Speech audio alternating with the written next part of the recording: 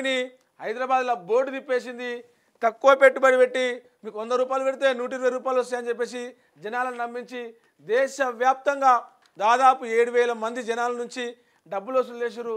ఒక్కొక్కరి దగ్గర నుంచి 25,000 నుంచి 9 లక్షల వరకు, తక్కువలో తక్కువ 25,000, ఎక్కువ 9 లక్షలు వసూలు చేసి మొత్తం బోర్డు తిప్పేసి అన్ని డబ్బులన్నీ సంచులు నింపుకొని పోయిన పరిస్థితి.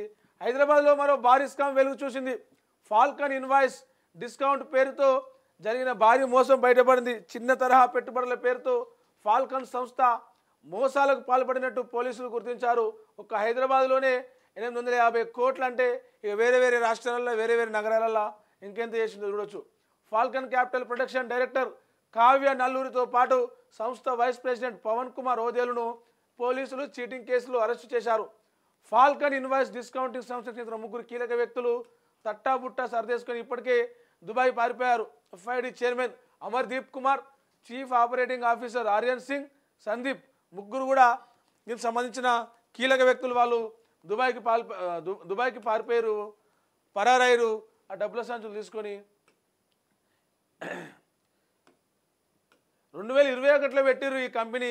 చిన్న తరహా పెట్టుబడులు అని చెప్పేసి ఒక స్కీమ్ లాగా ఏజెంట్లను పెట్టుకొని మీరు ఇలా పెట్టుబడులు పెట్టరు అని చెప్పేసి కూలినాలు చేసుకొని అదో ఇదో ఉద్యోగాలు చేసుకుని డబ్బులు సంపాదించిన వాళ్ళు వెంబడి పడి మొత్తం 1,700 కోట్లు వసూలు చేసిరు.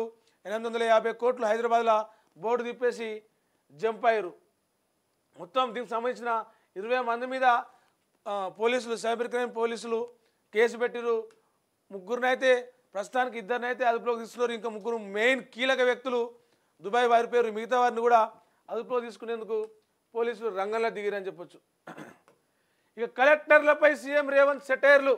ఏసీ రూముల్లో కూర్చుంటే ఎలా, బయటకు వచ్చి ప్రజల సమస్యలు తెలుసుకోవాలని చెప్పేసి ఆయన మాట్లాడిండు.